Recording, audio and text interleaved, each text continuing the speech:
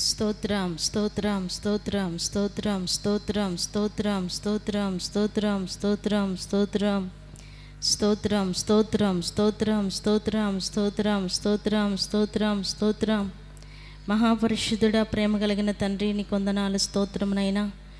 గడిచిన కాలమంతా మీ రెక్కల నీడలో దాచి ఆరోగ్యం ఇచ్చి ఆయుష్కాలమును పొడిగించి ఈ పునరుద్ధాన దినమందు నీ పరిశుద్ధమైన ఘనమైన నామమును స్తుతించటానికి తండ్రి మీ సన్నిధిలోనికి మమ్మల్ని అందరిని కూడా సమకూర్చినందుకు స్తోత్రం చెల్లిస్తున్నాం. కరెంటును, సిస్టమును, వాతావరణాన్ని మీరు స్వాధీనపరచుకున్నందుకు వందనాలు చెల్లిస్తున్నాం. మందిరములో అడుగుపెట్టుచున్న ప్రతి బిడ్డను మీరు ఆశీర్వదించి దీవించండి. కూడి వచ్చిన నీ బిడ్డలందరిని బట్టి నీకు స్తోత్రం అయ్యా. ఇంకా రావాల్సిన బిడ్డలను త్వరగా తీసుకుని రండి. వారి ప్రయాణం అంతట్లో మీరు తోడయ్యుండి క్షేమంగా తీసుకొస్తున్నందుకే స్తోత్రం చెల్లిస్తున్నాం. పాటల ద్వారా, వాయిద్యముల ద్వారా మీ నామానికి మహిమ తెచ్చుకొనండి అయ్యా. నీకు స్తోత్రం నైనా. ఆరాధన ద్వారా మీరే మహిమను పొందండి. సాక్ష్యముల ద్వారా, కీర్తన భాగము ద్వారా అయ్యా మీ నామానికి మహిమ తెచ్చుకోమని ప్రార్థిస్తున్నాం. మందిరములో అడుగుపెట్టుచున్న ప్రతి బిడ్డను మీ ఆత్మ స్వాధీనములోనికి తీసుకునండి అయ్యా. నీకు స్తోత్రమునైనా. నిన్ను స్తుతించి వారు ఆత్మతో సత్యముతో నిన్ను స్తుతించి ఆరాధించుటకు సహాయం చేయండి. మీ దాసుల నోట మీ వాక్కులను ఉంచండి. కూడి వస్తున్న ఒక్కొక్కరితో వాక్యములో నుండి మీరు మాట్లాడండి. మీరు మాట్లాడుచుండగా వినగల చెవి, గ్రహించగలిగిన హృదయం ప్రతి బిడ్డకి మీరు అనుగ్రహించి మహిమను పొందమని ప్రార్థిస్తూ, ఆరాధన ఆది నుండి అంతం వరకు మీరే అధ్యక్షులుగా, ప్రధాన యాజకులుగా, నడిపించే నాయకులుగా మా మధ్యలోనికి దిగి వచ్చి క్రమంగా మర్యాదగా జరిగిస్తూ ఉన్నందుకే నీకు వందనాలు, స్తోత్రం చెల్లించుకుంటూ సమస్త మహిమ, ఘనత, ప్రభావం నీకే చెల్లిస్తూ యేసు నామమున అడుగుచున్నాము తండ్రి, ఆమేన్. మత్తయి సువార్త 13వ అధ్యాయం 3వ వచనం నుంచి, ఆయన వారిని చూసి చాలా సంగతులను ఉపమాన రీతిగా చెప్పాను. ఎట్లనగా, ఇదిగో విత్తువాడు విత్తుటకు బయలు వెళ్ళెను. వాడు విత్తుచుండగా కొన్ని విత్తనములు త్రోవ పక్కన పడెను. పక్షులు వచ్చి వాటిని మృంగివేసెను. కొన్ని చాలా మన్ను లేని రాతి నేలను పడెను. అక్కడ మన్ను లోతుగా ఉండనందున అవి వెంటనే మొలిచెను గాని సూర్యుడు ఉదయించినప్పుడు అవి మాడి వేరు లేనందున ఎండిపోయెను. కొన్ని ముండ్ల పొదల్లో పడెను. ముండ్ల పొదలు ఎదిగి వాటిని అణిసివేసెను. మరి కొన్ని నేలను పడి ఒకటి 100 అంతలుగాను, ఒకటి 60 అంతలుగాను, ఒకటి 30 అంతలుగా ఫలించును. చెవులు గలవాడు వినుగాక. హల్లెలూయా. యేసు ప్రభు శిష్యులతోటి ఉపమానం చెబుతున్నాడు. ఏమని అంటే, విత్తువాడు విత్తనాలు విత్తటానికి బయలుదేరాడు. ఆయన విత్తుసు వెళ్తుంటే కొన్ని ఏమో త్రోవ పక్కన పడ్డాయంట. హల్లెలూయా. అంటే దారి పక్కనే పడ్డాయి. కొన్ని పక్షులు వచ్చి వాటిని ఎత్తుకొని పోయినాయి. మరి కొన్ని ఏమో మన్ను లేని రాతి నేల మీద పడ్డాయి కానీ మన్ను లోతుగా లేనందువల్ల మొలిశాయి కానీ చచ్చిపోయినాయి. మరి కొన్ని ఏమో ఎక్కడ పడ్డాయంట, సూర్యుడు ఉదయించేసరికి అవి వేరు లేనందున అవి ఎండిపోయినాయి. మరి ఏమో కొన్ని ముళ్ళ పొదల్లో పడ్డాయి. ఈ ముళ్ళు పొదలు పైకి పెరిగి వీటిని ఎదగనీలా, ఈ మొక్కను పైకి రానిలా. ముళ్ళు పెరిగినాయి కనుక, కంపలో పడ్డాయి కనుక కంపలు వాటిని అణిసి వేసేసాయి. అందువల్ల మొక్కలు పైకి రాల. మరి కొన్ని ఏమో మంచి నేలన పడి, ఒకటి 100 అంతలుగాను, ఒకటి 30 అంతలుగాను, మరొకటి 60 అంతలు 30 అంతలుగా ఫలించాయి. ఇక్కడ మనం గమనించవలసింది ఏంటంటే, ప్రభు చెబుతున్న ఉపమానం అది మన గురించే. మన హృదయం దారి పక్కన అంటే దున్నబడల. దారి పక్కన ఎవరు దున్నుతారు? దున్నరు. చేలో అయితే దున్నుతారు. కాబట్టి దున్నబడని చేను మీద గింజలు విసిరేస్తే తేటగా గింజలు కనపడతాయి, కానీ అవి భూమిలోకి పాతుకొని పోయేది లేదు, అది ఫలించేది లేదు. నేల ఉన్నది కానీ దున్నబడని నేల మీద విత్తనాలు పడితే బయటికి కనపడతాయి. కనపడ్డ వాటిని ఏమి ఎత్తుకెళ్తాయి?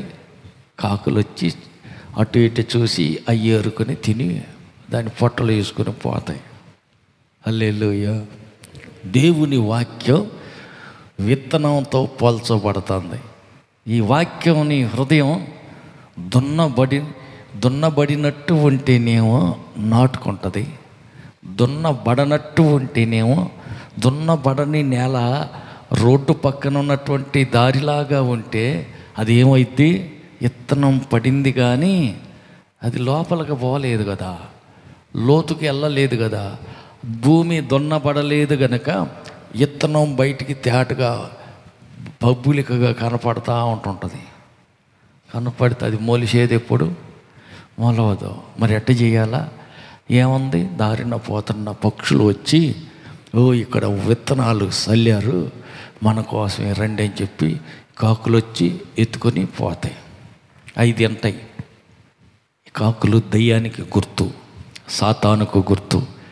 ఈ సాతాను ఏం చేస్తుందంటే, వాక్యం విన్నావు కానీ అది మనసులో ఉండినప్పుడే ఎత్తుకొని పోతుంది.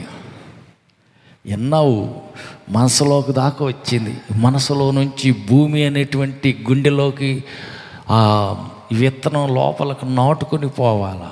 నీ భూమి, నీ గుండె, నీ హృదయం ఈ గుండెలో దాకా పోవాలా. చెవుతో విన్నావు, మనసు దాకా వచ్చింది, అది ధ్యానించి ఆలోచించి అర్థం చేసుకుని గ్రహించితే అది ఏమైందంటే గుండె అనే మట్టి లోపలికి, భూమి లోపలికి విత్తనం పాతుకొని పోతుంది. పాతుకొని పోతే అప్పుడు ఏమైద్ది? ఏరు వచ్చుద్ది, ఆకులు వస్తాయి, మొక్క అయిద్ది, చెట్టు అయిద్ది, పెద్ద వృక్షం అయిద్ది, కాయలు కాస్తుంది. హల్లెలూయా. అలా కాకుండా అనేక మంది హృదయాలు ఏంటంటే ఎటువంటి అంట, దున్నబడని చెప్పరు, చేనులాగా ఉంటుందంట. పక్క వాళ్ళని అడగండి, నీ చేను దున్నేవా లేకపోతే రోడ్డు పక్కన దున్నబడని చేను లాగానే ఉన్నదా? హల్లెలూయా, హల్లెలూయా. దున్నటమేంటిది? హల్లెలూయా. దున్నటమేంటి? శ్రమలు అనే నాగలబెట్టి, హల్లెలూయా, యేసయ్య వీపు దున్నబడిందంట, సాలులుగా దున్నబడింది. హల్లెలూయా. 39 కొరడా దెబ్బలు కొడితే పైనుంచి కిందకి చుట్టుపక్కల ఈ కొరడా దెబ్బలకి ముక్కు కొనలుగా ఉన్న ఇనప కొక్కేలు ఉంటాయి. వాటిని కొట్టినప్పుడు పొట్ట చుట్టూ చుట్టుకుంటుంది. అతను కర్కశంగా లాగినప్పుడు కండల లేచి వస్తాయి, నెత్తురు లోడలోడ కారుతూ ఉంటుంటుంది. ఆయన ఒళ్ళంతా దున్నబడింది, సాలులుగా దున్నబడింది, బుల్ల రక్తం కారిపోయింది. హల్లెలూయా, హల్లెలూయా. కాబట్టి సిలువ శ్రమ, మన చేను దున్నటానికి సిలువ శ్రమ. నన్ను వెంబడింపగోరువాడు తను తాను తగ్గించుకొని తన సిలువను తానే ఎత్తుకొని నన్ను వెంబడించాలి. యేసయ్య చెప్పాడు, నీవు నన్ను వెంబడించాలనుకుంటున్నావా? అయితే నీ సిలువ నువ్వే ఎత్తుకో. నా సిలువ నేను ఎత్తుకున్నా. నీ వంతు మోయవలసిన నీ సిలువ నువ్వే ఎత్తుకో. నా ఇనికి తీరా ముందు ఉడుతూ నేను సిలువను భరిస్తూ సహిస్తూ ఓర్చుకుంటూ పోయా. సిలువ శ్రమ దున్నటం, సాలులుగా దున్నటం. కాబట్టి దున్నటం అంటే మన నేల దున్నబడాల.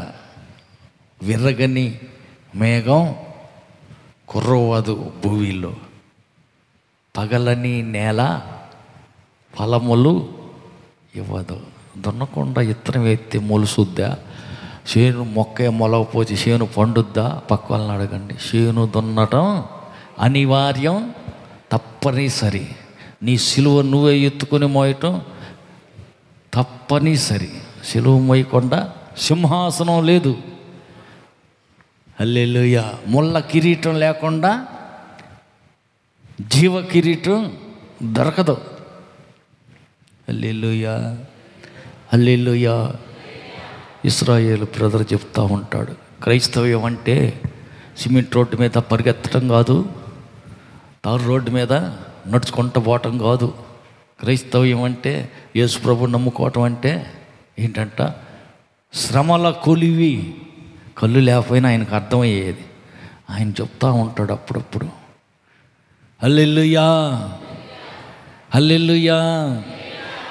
కాబట్టి ఇబ్బంది కొలిమి, శ్రమల కొలివి ఇదేంటిదంట? యేసు ప్రభువు నమ్ముకుంటే శ్రమలన్నీ పోతాయి, రోగాలన్నీ తగ్గుతాయి, అన్ని బాధలు పోయి బరీగా దీన్ని నిద్రపోవచ్చు. ఉపవాసం లేదు, ఉపవాసం లేదు, ఉపవాస ప్రార్థన ఎగ్గొట్టి మంచిగా మంచం వేసుకొని పండుకొని నిద్రపోవచ్చు, బాగుంటుంది, అన్ని బాధలన్నీ తొలగిపోతాయి అనుకుంటే ఇదేందంట? హల్లెలూయా. పక్కన అడగండి, నీ సిలువ నువ్వే మోయాలి, పక్కింటి వాళ్ళు ఎవరు మోయరు అని చెప్పు. సిలువ లేకుండా దున్నబడకుండా విత్తనం నాటినా నీ బుర్రకెక్కదో. హల్లెలూయా, హల్లెలూయా. కొంతమంది యొక్క హృదయాలు ఎట్టుంటాయంటే సౌడు భూమిలాగా ఉంటాయి. అది దున్నింది లేదు, పెట్టింది లేదు. నువ్వు ఎంతన్నా చెప్పుకో, ఎంతన్నా మొత్తుకో. ఆత్మ సంబంధమైన విత్తనం నాటిన వెంటనే అదేమవ్వాలా? చెవులోకి వచ్చి మనసులోకి పోవాలి, మనసులో ధ్యానించి హృదయంలోకి నాటుకొని పోవాలి. హృదయంలో నాటుకొని పోయిందంటే అది మొక్కై మొలుస్తుంది, చెట్టు అయి ఫలిస్తుంది. ఎవడ చెప్పక్కర్లే ఇంకా. అర్థమైంది, బుర్రకెక్కింది. హల్లెలూయా. హృదయంలో నాటుకుపోయింది. ఏమని? గంట కోటానికి కూడుకోకపోతే, ఒంటరిగా కోడిపిల్ల ఒంటరిగా చెట్ల ముడి తిరుగుతుంటే ఏదో ఒక రోజున కుక్క నోటం, కాకి నోటం, గద్ద నోట్లోనూ పడిపోతావు, పేగుల వరకు బయటికి పీకి వాడు తిన్న వరకు తిని కాకి ఆడ పడేసిపోద్ది.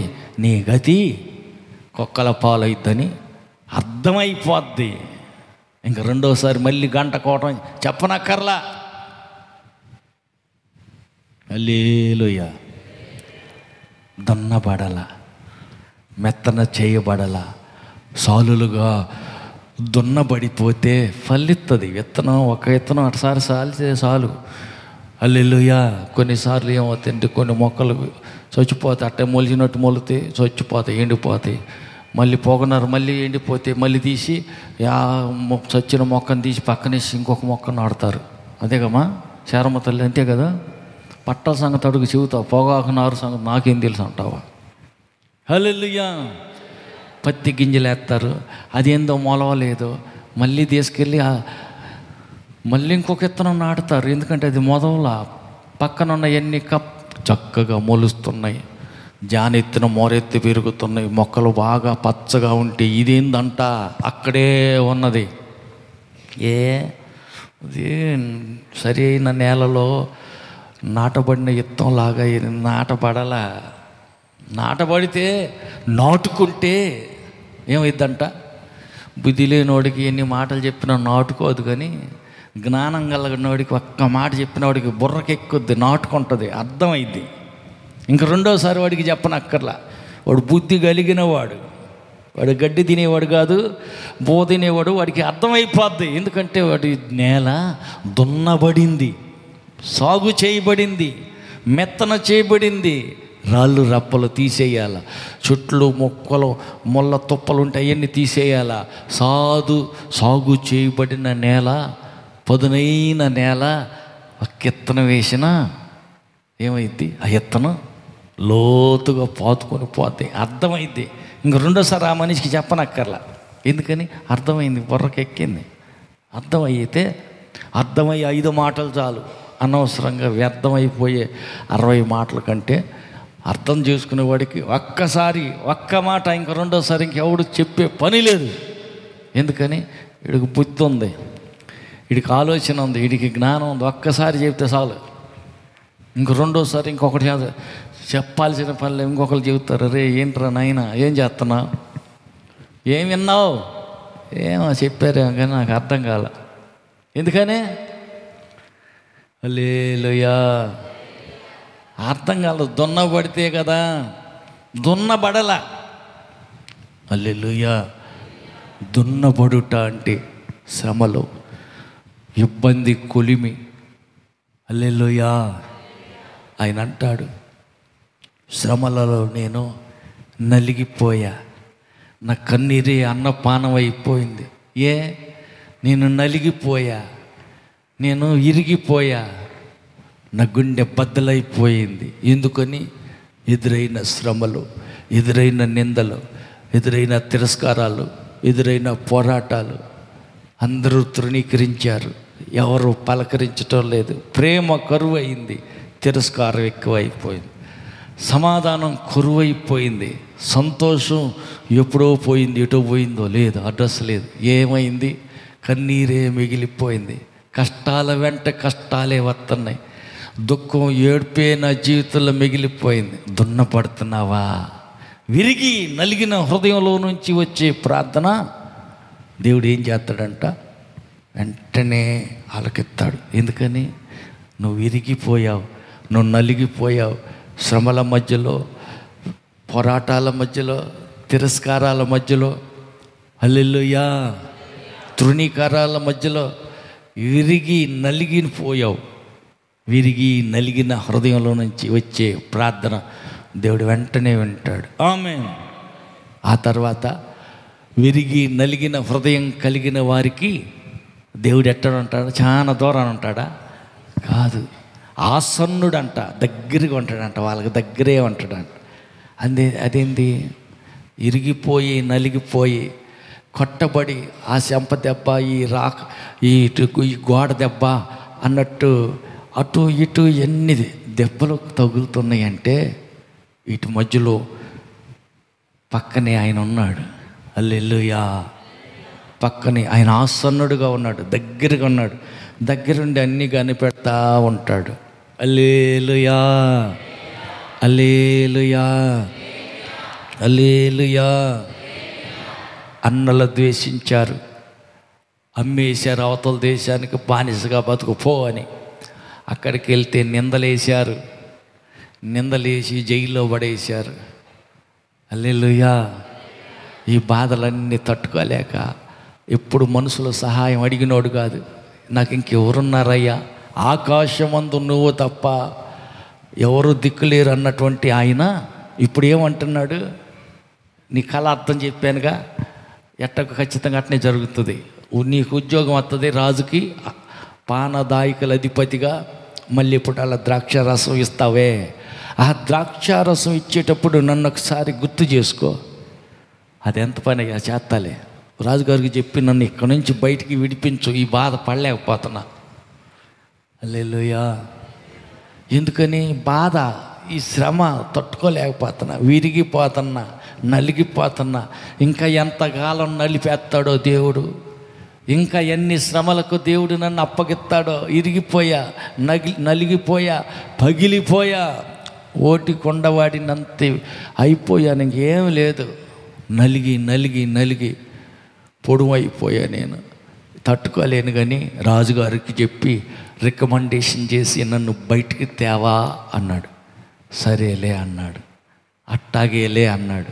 అవతల పోయి నాకు 2 సంవత్సరాలుగా మర్చిపోయాడు. ఎందుకని? దేవుడే మర్చిపోయేటట్టు చేశాడు అతన్ని. ఒకరోజు కాదు, ఒకరోజు అలా 2 సంవత్సరాలు ఒక్కరోజు అని గుర్తు రాలేదా? కల కన్నాను, అర్థం చెప్పాడు, అట్టనే జరిగింది, నా ఉద్యోగం వచ్చింది. గుర్తు చేసుకోవాలా? మర్చిపోయేటట్టు దేవుడే అలాగ మర్పు తెచ్చిపెట్టి మర్చిపోయేటట్టు చేసి పక్కన పడేసాడు. ఎందుకని ఇటు జరిగింది? ఇప్పటిదాకా యోసేపు అన్నలు ద్వేషించారు, నాన్న ప్రేమించాడు కానీ అన్నలందరూ ద్వేషించారు. అందరూ తిడుతున్నారు, ద్వేషిస్తున్నారు. ప్రేమించే బదులు అన్నలకు అన్నం తెచ్చిన తమ్ముడిని ద్వేషించారు. చివరికి అమ్మేశారు, గుంటలో పడేశారు. నొప్పులు బాధ కలుగుతుంది. హల్లెలూయా. అందరూ ద్వేషించారే. ఎక్కడైనా ప్రేమిస్తారనుకుంటే ఆ పొతీఫరు ప్రేమించి నిన్ను ఇంటి మీద పెత్తనదారిగా చేస్తా, అన్నీ నువ్వే చూసుకో అన్నాడు. ఆయన ప్రేమించడానికి మళ్ళీ అక్కడ ఇంకొక ద్వేషం బయలుదేరా. అక్కడ ఒక దెయ్యం లేచింది, తప్పు చేస్తావా లేదా అని పంచబట్టుకుంటే దేవుడు చూస్తున్నాడు, నా ఆయన పక్కనే ఉన్నాడు, నాకు తోడున్నాయన. ఆయన ఎదురుకు నేను ఇంత ఘోరమైన పాతకం, నేను ఆడ ఒడిగట్టేది కుదరదు అన్నాడు. పంచచేతులు వదిలి పారిపోయాడు. జైల్లో పడేపించింది. హల్లెలూయా. పాపం చెయ్యనందుకు, నేను చెయ్యను అని చెప్పినందుకు తీసుకెళ్ళి జైల్లో వేయించారు. ఇదేంటి? తప్పు చేసినోడిని వేస్తారు జైల్లో, తప్పు చెయ్యను అన్నందుకు జైలు వేయించారేంది? అంతే. విరిగి నలిగిపోతా ఉంటే ఆసన్నుడుగా ఉన్నాడు దేవుడు. ఆమేన్.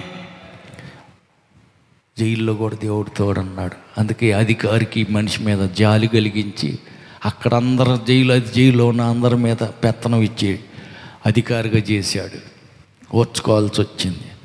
ఎప్పుడైతే మనుషుల సహాయం కోరాడో, మనుషుల తట్టు చెయ్యి చాపాడో, రాజుగారు చెప్పి నన్ను ఈ బాధల్లోంచి బయటికి తెమ్మని దేవుడికి తెలియదా? తెలుసా? తెలీదా? ఎప్పుడు బాధల్లో నుంచి బయటికి తేవాలో మెత్తగా భూమి దున్నబడింది, రాళ్ళు ఏరేశారు, మొల్ల పొదలు పీకేశారు, పదును అయిపోయింది పొలం అన్నాక మళ్ళీ దున్నుతాడా? అయ్యా శుభరా, పొద్దునైపోయింది పొలం అంతా దున్నేసావు, దున్నిది మెత్తగా అయిపోయిన తర్వాత మళ్ళీ దున్నుతావా? ఇంకెందుకు దున్నుతావు? దున్నటం అయిపోయింది కదా. సాగు అయిపోయిన తర్వాత, పొదునైన తర్వాత మళ్ళీ అరక కడతావా? ఏ దశ? పొదునైంది చేను, మెత్తగా దున్నావు, సాగు చేసి మెత్తనగా పదును రెడీ చేసి నాకు మళ్ళీ దున్నుతావా? ఇంకెందుకు దున్నుతావు? రెడీగా ఉంది, ఇత్తనం వేసుకోవటమే. ఒకవేళ ఎవరన్నా వచ్చి మళ్ళీ దున్ను అన్నాను, మైండ్ ఉందా లేదా? అది మెత్తగా దున్నబడింది, సాగుకు సిద్ధంగా ఉంది, ఇత్తనం నాటటమే. మళ్ళీ దున్నేదేంది? దున్నాడు. దున్నుతున్నటువంటి ఆయన పక్కనే ఉన్నాడుగా, ఉన్నాడు. ఆయన చూస్తున్నాడుగా, ఉన్నాడు. అన్నీ సిద్ధం చేస్తున్నాడు. తొందరపడి ప్లీజ్ మనుషుల సహాయం అని అడిగాడు. మరి ఇప్పుడు దాకా దేవా నీ సహాయం చాలు, నీవే నా సహాయం, నీవే నా దేవుడివి, నాకు నీవే దిక్కు, ఆధారం నీవే అన్న మనిషి పొరపాటున జారిపోయి మనుషులు కలిసి చేయి జాపాడు. అంతే. మళ్ళీ శిక్ష పడింది, మళ్ళీ దున్నాల్సి వచ్చింది, దున్నిన చేను మళ్ళీ దున్నాల్సి వచ్చింది. హల్లెలూయా. కొన్నిసార్లు ఓపిక నశించిపోద్ది. ఎన్నాళ్ళు ఈ కష్టాలు, ఎన్నాళ్ళు ఈ శ్రమలు, ఇంకెన్నాళ్ళు ఈ బాధలు, ఎన్నాళ్ళు ఈ తిరస్కారాలు, ఎన్నాళ్ళు ఈ అవమానాలు, ఇంకెన్నాళ్ళు నాకు ఈ బాధలు. తొందరపడమాకు, మనుషుల తట్టు చెయ్యి సాపమాకు. సాపావా? మనుషుల సహాయం కోసం చెయ్యి సాపావా? యోసేపుకు 2 ఏళ్ళు శిక్ష పెరిగింది. 28వ ఏట అయినా ఏం కావాలి? ప్రధానమంత్రి కావాల్సినోడు. మరి ఇప్పుడు ఇంకా 2 సంవత్సరాలు అక్కడనే ఉండాల్సి వచ్చింది. ఆ శిక్షలోనే ఇంకా 2 ఏళ్ళు పొడిగించబడింది. హల్లెలూయా. 2 సంవత్సరాలు గడిచిన తర్వాత అయిపోయింది, దున్నటం అయింది, సాగుకి సిద్ధమైంది, పొలం బాగానే మెత్తన అయిపోయింది అన్నాక రాజుగారికి కల వచ్చింది. కలక అర్థం చెప్పేవాడు ఎవడు కనపడతలా. కంగారు పడుతుంటే అప్పుడు గుర్తొచ్చింది, దేవుడు గుర్తు చేసాడు. పాన్ రాయికలు అధిపతి అక్కడే ఉండి, సార్ రాజుగారు ఏంట్రా కల వస్తుందని కంగారు పడుతున్నాగా? ఏం కంగారు పడద్దు, ఏంట్రా బాబు అర్థం చెబుతావేంది? అట్ట కదండి, అప్పుడు నన్ను జైలు వేసాను. అక్కడ ఒక ఆయన ఉన్నాడు, కలకి అర్థం చెప్పాడు. ఆయన అర్థం చెప్పినట్టే నాకు నీవు మరలా నాకు పానదాయగల అధిపతిగా ఉద్యోగం ఇచ్చావు. అర్థం చెప్పింది చెప్పినట్టు జరుగుతుంది. ఆయన ఉన్నాడండి ఎక్కడ్రా? మన జైల్లోనే. అట్టయితే ఎన్నాళ్ళు అయిపోయింది కదా, సవరం చేసి చండాలంగా ఉంటాడు కానీ సవరం చేపించి ఉతికిన బట్టలు గట్టబెట్టి తీసుకురండి అన్నాడు. తీసుకొచ్చాడు. అప్పటికి ఎన్ని ఏళ్ళు అయింది? 2 సంవత్సరాలు అయింది. అప్పుడు రాజుగారు కళ దానికి అర్థం అన్నీ చెప్పాడు. 7 సంవత్సరాలు బాగా వండుద్ది, మిగతా 7 సంవత్సరాలు కరువు వచ్చుద్ది. పండినప్పుడు దాచిపెట్టి కరువు కాలంలో అందరికి పంచి పెడితే కరువు ఎరగకుండా కమ్మగా అందరు కడుపు నిండా కూడి తింటారండి. అట్టనా? ఆ పని ఏదో నువ్వే చెయ్యి, అట్టయితే నువ్వే ప్రధానమంత్రి అని మంత్రిని చేసేసాడు. హల్లెలూయా. ప్రధానమంత్రి కావటానికి ఇంత సాగు చెయ్యాలా? అవును. కొన్ని ఇత్తనాలు రోడ్డు పక్కన పడ్డాయి అంట. దున్నబడని రోడ్డు పక్కనే నేల మీద పడితే అది దున్నలేదు కాబట్టి కాకులు పాలయ్యింది. బుర్రకెక్కల, అర్థం కాల, ఫలించుల. కాబట్టి మనకేం కావాలంట? దున్నబడటం అవసరం. మన సేను దున్నబడాలి. చెవుతో వాక్యం వింటాం. వాక్యం అనే విత్తనం చెవులో నుంచి మనసులోకి వెళ్తుంది. మనసులో నుంచి ఆలోచించి అర్థం చేసుకొని దాని ప్రకారం ఆచరించి అది ఏరుపారి హృదయం అనే భూమిలో పాతుకుని పోవాలా. ఆమేన్. అప్పుడు హృదయంలో నాటుకుంటుంది. నీ చెప్పిన మాట వీడికి నాటుకోలేదో, వీడికి బుర్రకెక్కల, వీడికి అర్థం కాలేదో అంటారు చూడు. ఏంటంటే వాడు చెప్పిన పని చేయటం లేదంటే అర్థం కాకనే, అది సాగు భూమిలాగా సరిగా దున్నబడకనే. అందుకే రోడ్డు పక్కన దున్నబడని సేలు ఆగా ఉంటే అంతే మరి, కాకులు వస్తాయి, దెయ్యం ఎత్తుకొని పోదా, వాక్యం ఫలించదు. అందుకే యేసయ్య కూడా ఒకసారి అంటారు, ఈ విత్తనాలు తీసుకెళ్ళి, ఈ ముత్యాలు తీసుకెళ్ళి పందుల ముందు వేయగాకండి, కుక్కల ముందు వేయగాకండి. ఎందుకని? వాటికి విలువ తెలియదు, కాళ్ళతో తొక్కేసి వెళ్ళిపోతాయి.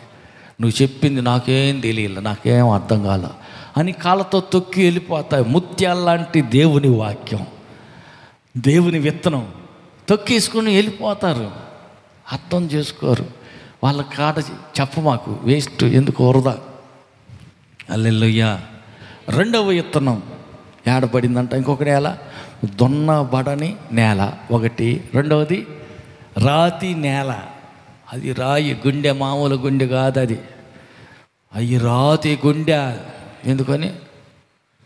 హల్లెలూయా. రాతి గుండె, అమ్మో మామూలు గుండె కాదు అది, రాతి గుండె. రాతి గుండె అంటే ఎంత చెప్పినా చలనమే ఉండదు, విత్తనం మొలుసుద్దు కానీ ఏరు బారటానికి సాగు భూమి లేదు కదా, మట్టే లేదు, అది గట్టి రాయి బండ.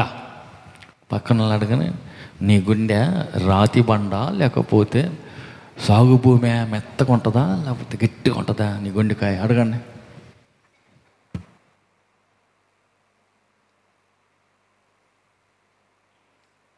హల్లెలూయా, హల్లెలూయా. రాతి గుండె, దున్నని గుండె, రాతి గుండె. హల్లెలూయా. మొలకొచ్చుద్దు కానీ వినంగానే అబ్బా సంతోషంగా స్వీకరిస్తారంట. భలే ఉంది వాక్యం, ఇలా బాగుంది, ఇది నా వాక్యమే, నా గురించే దేవుడు మాట్లాడాడు, భలేగా ఉంది. మరి మరుసటి రోజా అది ఏరే లేకపోతే ఏడ పాతుకొని పోయేది, ఎక్కడ ఫలించేది, అది ఏడ కుదురుద్ది? చెప్పాడు కానీ అన్న, మన అన్న ఎట్ట అలాంటి ఏడ కుదురుద్ది? వాళ్ళ ఇంటికి నువ్వు వస్తావా కొండకోవటానికి, నువ్వు వస్తావా ప్రార్థనకి అని వాళ్ళందరిని పిలవాలా. ఎవడు పిలుస్తాడు?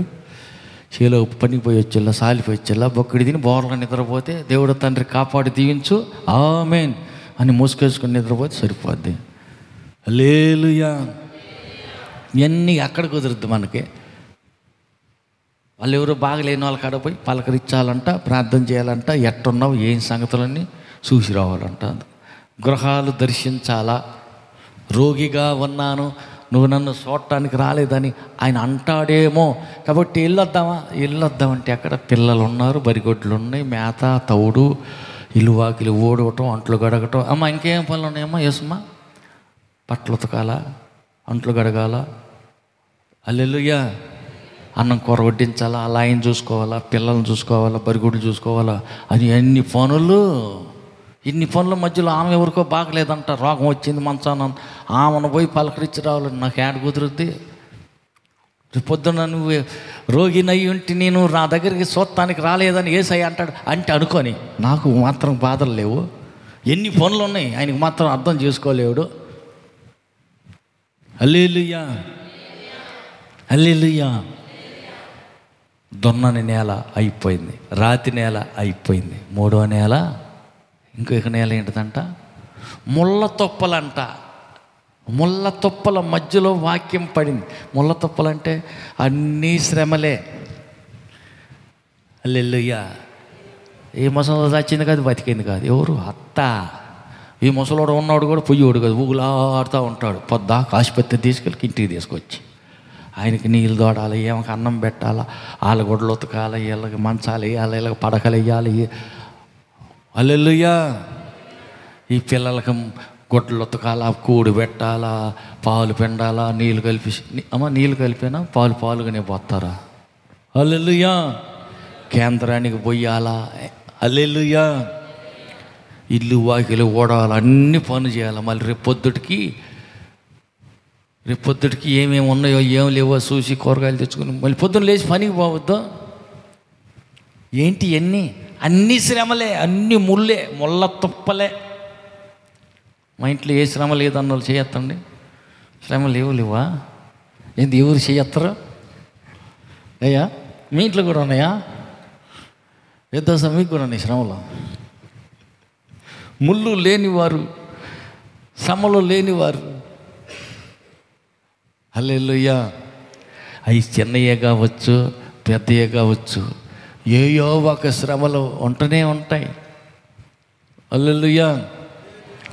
కొంతమంది ఏంటంటే వాటిని బోతద్దం పెట్టి పెద్దగా చూస్తారు. అది ఉన్నది చిన్న శ్రమే, అది చిన్న కష్టం. అమ్మో, నాకు నన్న కష్టాలు ఎవరికన్నా ఉన్నాయి భూమి మీద, యోబుకు కూడా ఉన్నాయో లేవో అన్ని కష్టాలు ఉన్నాయి నాకు అంటారు. అమ్మో, యోబుతో పోల్చుకుంటారు. మీ ఇంట్లో ఎప్పుడు చచ్చిపోయారు? 10 మంది చచ్చారా? లేదే. మరి ఏంది యోబుతో పోల్చుకుంటున్నావు? హల్లెలూయా.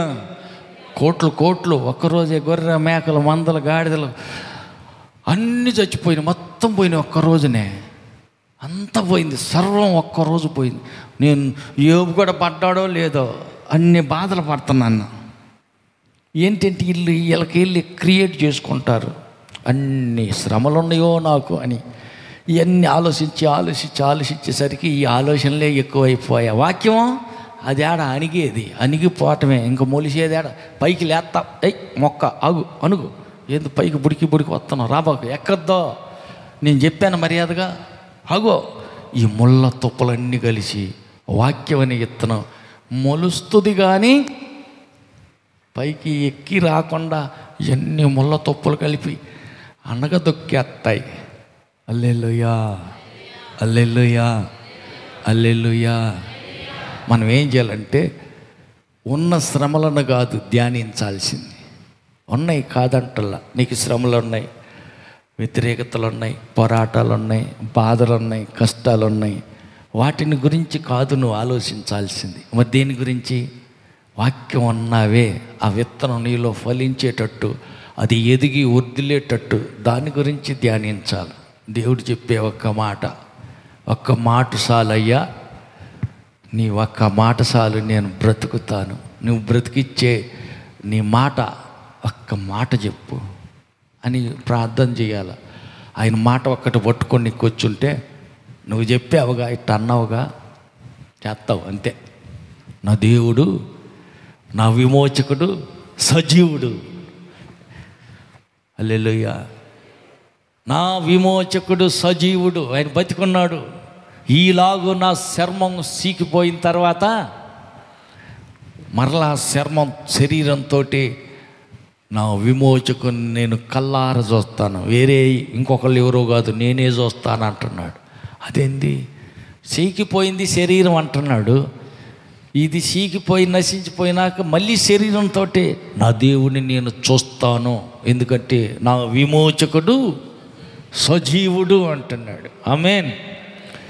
నా దేవుడు బతికున్నాడు, ఆయన నన్ను మృతతుల్యమైపోయిన ఈ శరీరం ఇలాగ చీకి మొక్కల కింద పడిపోయినా సరే కొత్త శరీరంతో నా ప్రభుని నేను చూస్తాను అంటున్నాడు యోబు. ఆయన నిరీక్షణ చూడు. హల్లెలూయా. అంటే మనకు శ్రమలు రావచ్చు, బాధలు కలగచ్చు, వాటి గురించి ఆలోచించమాకండి. మాట ఇచ్చిన దేవుడు, విరిగి నలిగిపోయిన హృదయం కలిగి ఉన్నప్పుడు నీ పక్కనే నిలబడిన దేవుడు, ఆయన తలపోసుకోండి. నా పక్కన దేవుడు ఉన్నాడు, ఆయన గొప్పోడు, ఆయన ఏమైనా చేస్తాడు. ఆమేన్. అది పలకండి. హల్లెలూయా. కాబట్టి ఆ సంగతి తెలియకనే చాలా మంది సొనుగుతుంటారు, గొణుగుతుంటారు, కాలు చేతులు కట్టేశారు, బొండలు బిగించారు, జైల్లో పడేశారు. ఏం చేస్తున్నారయ్యా? అయ్యా ఏం చేస్తున్నారు? ఇద్దరిని తీసుకెళ్ళి చేతులు కాళ్ళు కట్టేశారు, బొండలు బిగించి జైల్లో వేశారు. ఆ జైల్లో వాళ్ళు ఇద్దరు కలిసి ఏం చేస్తున్నారు సురేష? ఇద్దరు కలిసి ఏం చేస్తున్నారు? ఏ బతుకు ఈ బతుకు పాడుగాను. దేవుడి సేవ చేస్తుంటే మమ్మల్ని తెచ్చి ఎడగట్టేశారు ఏంది, బిగించారు ఏంది? ఏం బతుకు ఈ బతుక? దేవుడి కోసం వస్తే ఇన్ని బాధలా? ప్రార్థన చేస్తా, పాటలు పాడతా, వాక్యం చెబుతుంటే మాకు ఎన్ని కష్టాలా? చూడు కాలు చేతులు నొప్పులు పడుతుంటే దేవుడు ఏం చేస్తున్నాడు? నిద్రపోతున్నాడు ఏంది? అపోస్తుల కార్యములు 16:25 వచ్చిన చదువు. అయితే మధ్యరాత్రి వేళ పౌలును శీలయు దేవునికి ప్రార్థించుచు కీర్తనలు పాడుచుండిరి, ఖైదీలు వినుచుండిరి. అప్పుడు అకస్మాత్తుగా మహాభూకంపము కలిగెను, చెరసాల పునాదులు అదిరెను. వెంటనే తలుపులన్నీ తెరుచుకొనెను, అందరి బంధకములు ఊదెను. అంతలో చెరసాల నాయకుడు మేలుకొని చెరసాల తలుపులన్నీ తెరచిండుట చూచి ఖైదీలు పారిపోయిరనుకొని కత్తి దూసి చంపుకొని పోయెను. ఏం చేశారంటయ్యా? సువార్త బోధించారు కదా, అంతేనా రాసింది? సువార్త కాదు బోధించింది. ఏం చేశారు? స్తుతించారు, ఇంకా పాటలు పాడారు. సంతోషంగా ఉంటే పాటలు పాడతారు, కానీ కట్ల మధ్యలో నొప్పులు, సురుకులు, బాధలు, తీపుల మధ్యలో వాళ్ళు పాటలు పాడుతున్నారు. హల్లెలూయా. అదేంటి? నొప్పులు పడతలేదా? నొప్పుల మధ్యలో వాళ్ళకి అర్థమైంది ఏంటంటే ఈ సురుకులు నొప్పులు వెనకాల మాకు విమోచన ఉంది. ఆమేన్. ఈ నొప్పులు, కట్లు, బంధకాలు మమ్మల్ని ఏం బంధించి ఉంచజాలు అని సంతోషంతో పాటలు పాడుతున్నారు, దేవుణ్ణి స్తుతిస్తున్నారు. సనగల గొనగల సంతోషంగా ఏం చేస్తున్నారు? దేవుణ్ణి స్తుతిస్తున్నారు. మనం కూడా ఏం చేయాలా? కావచ్చు కొన్ని బంధకాలు, కావచ్చు కొన్ని శ్రమలు, కొన్ని బాధలు మనకు ఎదురు కావచ్చు. ఆ తర్వాత వచ్చే ప్రతిఫలాన్ని గుర్తుపెట్టుకుని స్తుతించాలి, కానీ సనగకూడదు, గొనగకూడదు. హల్లెలూయా. వాళ్ళకి ఎందుకు సంతోషం వస్తుంది అంటే ఇప్పుడున్న నొప్పులు అల్పకాలమే, ఇప్పుడున్న బంధకాలు కొద్ది రోజులే, కొంతకాలమే ఈ సంఖ్యలు. తర్వాత ఎంత సేవ చేశారు? హల్లెలూయా. పౌలు శీలలు కట్లు బంధించి ఉంచలేకపోయినాయి. ఆమేన్. ఈ బంధకాల తర్వాత ప్రతిఫలంగా దేవుడు ఇంకా బలంగా వాడుకుంటాడు. ఆ నమ్మకం ఉంది, ఆ విశ్వాసం ఉంది, ఆ నిరీక్షణ ఉంది. చీకిపోయిన తర్వాత, ఈ దేహం ఎలా చీకిపోయిన తర్వాత మళ్ళా శరీరంతో నా విమోచుకుని నేనే చూస్తా, కన్నులారా, వేరే వాళ్ళు కాదు, నేనే చూస్తా అంటున్నాడు యోబు. ఏంది ఆయన నిరీక్షణ, ఆయన నమ్మకం ఏంది? అంతే. హల్లెలూయా, హల్లెలూయా. శ్రమల మధ్యలో ఏం చేయాలంట? సనగకూడదు. కొంతమంది సొనుక్కుంటారు, కొనుక్కుంటారు. ఏం దేవుడా, దేవుడు నమ్ముకున్న కానీ కష్టాలే, బాధలే, ఒకటే బాధలు. లేదు, కొద్ది కాలమే ఇవి, అల్పకాలమే, కొద్ది రోజుల శ్రమలే. 10 దినములు శ్రమ కలుగును, ఆ తర్వాత ఏం జరుగుద్ది? మహిమలోనికి చేర్చబడతాం. యుగ యుగాలు ఆనందం పరలోకం అక్కడ ఉంటాం. అందుకని మనం ఏం చేయాలంట? శ్రమ కలిగిన, బాధ కలిగిన, కష్టం వచ్చిన, నొప్పి కలిగిన సనగకూడదు. నిరీక్షణతో దేవుని యొద్ద పలకాల. అందుకే పౌలు అంటాడు, నన్ను బలపరచు వానిని బట్టి నేను సమస్తం చేయగలను అంట. ఆయన బలంతో ఏదైనా చేస్తానని ఒప్పుకుంటున్న నోటితోటి. శ్రమ అయినను, కరువైనను, ఖడ్గమైనను, వస్త్రహీనత అయినను, ఉపద్రవమైనను, ఏది కలిగినా క్రీస్తు ప్రేమలో నుంచి నన్ను ఏది వేరు చెయ్యజాలదు. ఆయన నిరీక్షణ ఏంటి అంటే, దేవుని ప్రేమ నాలో అంత గాఢంగా దేవుని ప్రేమలో అతుక్కుపోయా. హల్లెలూయా. సావనైనా చత్తా, శ్రమైనా సహిత్తా, ఖడ్గానికైనా ఎదురు నిలబడతా. ఎలాంటి పరిస్థితి వచ్చినా దేవుని ప్రేమలో నుంచి నేను వేరైపోజాలను ఖచ్చితంగా చెప్పేస్తున్నాడు. ఆయన నమ్మకం అది. అంటే అంత గట్టిగా దేవుణ్ణి నమ్ముకున్నాడు. పక్క వాళ్ళని అడగండి, వదులుగా పట్టుకున్నావా? దేవుణ్ణి గట్టిగా పట్టుకున్నావా? పూర్ణ హృదయంతో ప్రేమిస్తున్నావా? పైన ప్రేమిస్తున్నావా? ఆపద మొక్కులు మాత్రం మొక్కుతున్నావా? నిన్న ఒక ఫోన్ చేసింది, చానాల క్రితం పాత్రకు వచ్చింది. అప్పుడు తగ్గిపోయింది, బాగానే ఉంది. ఏంది చాలా సంవత్సరాలు ఫోన్ చేసావు, ఏంటమ్మా సంగతి అంటే, ఏమీ లేదన్నా, పిల్లోడికి బాగలేదు, అసలు తగ్గిపోయాడు, కేజీలు ఊరు తగ్గిపోయాడు, అసలు ఏం బాగల. హల్లెలూయా. మళ్ళీ వస్తావా? వద్దాం అనుకుంటున్నానన్నా, తీసుకొద్దాం, పిల్లోడిని బాగాలేదు. అప్పుడు తగ్గింది, ఆడ ప్రార్థన చేసి నాకు తగ్గింది. మరి మధ్యలో ఏమైంది? మధ్యలో ఉండూరులో పాత్ర పోతున్నాలే, మరి ఆడకే పోకూడదు. కాదులేన్నా, తగ్గలేదు, ఆడ తగ్గల. అందుకని ఆడ తగ్గింది పోయినసారి వచ్చినప్పుడు, అందుకే మళ్ళీ ఆడకే వస్తాలి. హల్లెలూయా. ఎప్పుడు దాకా? తగ్గిందాకా. మళ్ళీ తగ్గినాక ఉండూరు కోటానికి పోతా. సరేలే, ఎట్నా కట్టనేరా. హల్లెలూయా. హల్లెలూయా. మందులు వాడుతున్నారంట, ఆసుపత్రులు చూపిస్తున్నారంట, అన్నీ బాగానే ఉన్నాయి, కానీ జబ్బేమి లేదు మీ పిల్లోడికి. ఎందుకో తగ్గుతున్నాడు, మరి ఏందో కేజీలు తగ్గిపోతున్నాడు, మాకే అర్థం కావట్లేదు అంటున్నారంట. వాళ్ళకి అనుమానం వచ్చిందంట. పోయినసారి కూడా ఎట్నే ఈ పిల్లోడికి బాగలేకపోతే రెడ్డిపాలెం పాత్ర పోయినాక తగ్గింది, ఆడకే పోదాంపా. ఎతికి ఫోన్ నంబర్ పట్టుకున్నారంట. వస్తామంటున్నారు రేపు ఆదివారం. సరేలే, అట్నే రానిలే, వద్దని అంటాం ఎందుకు. హల్లెలూయా. హల్లెలూయా. ఏంటంటే ఆపద మొక్కులు. బాధ వచ్చినప్పుడు దేవుడు, బాధ పోయినాక హల్లెలూయా. హల్లెలూయా. సాయిలన్న పాట పాడతాడు, ఏమని? తలనొప్పి వచ్చినప్పుడు తండ్రి అంటారు, తలనొప్పి తగ్గిపోయినాక ఏటిగడ్డెక్కి యేసు ఎవడు అని అంటారంట వాళ్ళు. అసలు యేసు అంటే ఎవడు ఆయన అంటారంట. అమ్మ అదేంది? అంతే. ఇది ఆపద మొక్కులు, అవసరానికి ప్రార్థనలు. తర్వాత తగ్గిపోయినాక ఇంకేం ప్రార్థనలే, పనులల్లా. అలా కాదు. మరి ఏం చేయాలంట? విశ్వాసంతో యోబు వలె, నా శరీరం చీకిపోయిన తర్వాత మరలా శరీరంతో నేను దేవుణ్ణి చూస్తా, నా విమోచకుడు సజీవుడు అని పలకాల. అలాగే పౌలు వలె ఏమనాలా? నన్ను బలపరచు దేవుణ్ణి బట్టి నీ సమస్తం చెయ్యగలను.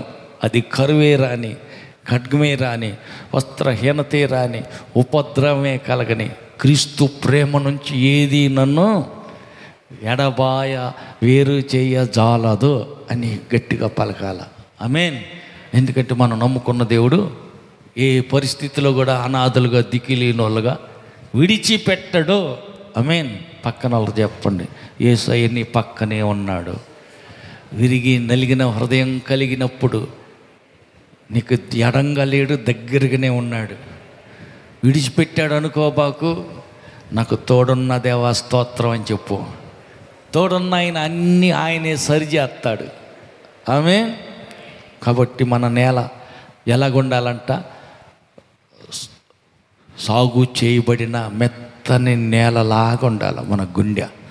ఎప్పుడైతే మన హృదయం మెత్తగా ఉంటుందో, ఏ రాళ్ళు లేవు, ఏ ముళ్ళ తుప్పలు లేవు, అన్నీ తీసి పక్కనేసి సాగు చేయబడిన నేలలాగా ఉందనుకో, పడిన వాక్యం పడినట్టు 30 అంతలుగాను 60 అంతలుగాను 100 అంతలుగాను ఫలిస్తుంది.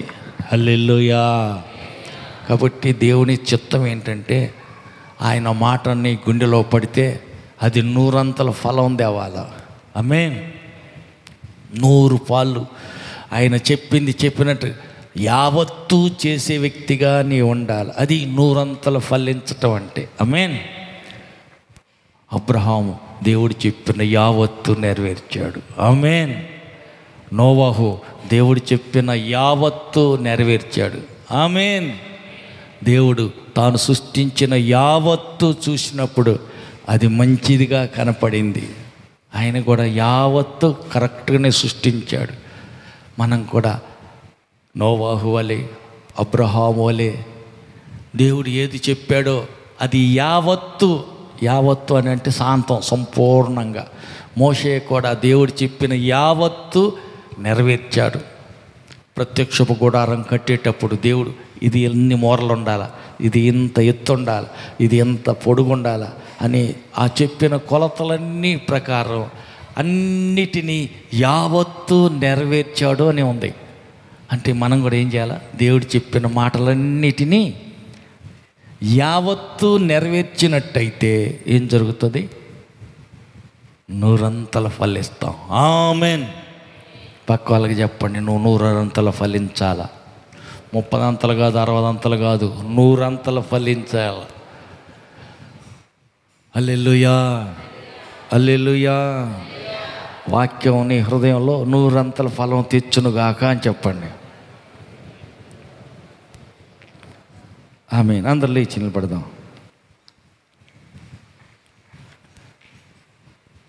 మన తండ్రి కోరిక మన 100 అంతలు ఫలించాలని. మన ప్రభువు మన మీద ఆశ పెట్టుకున్నాడు, బహుగా ఫలించాలని, మన ఫలాలు నిలిచి ఉండాలని.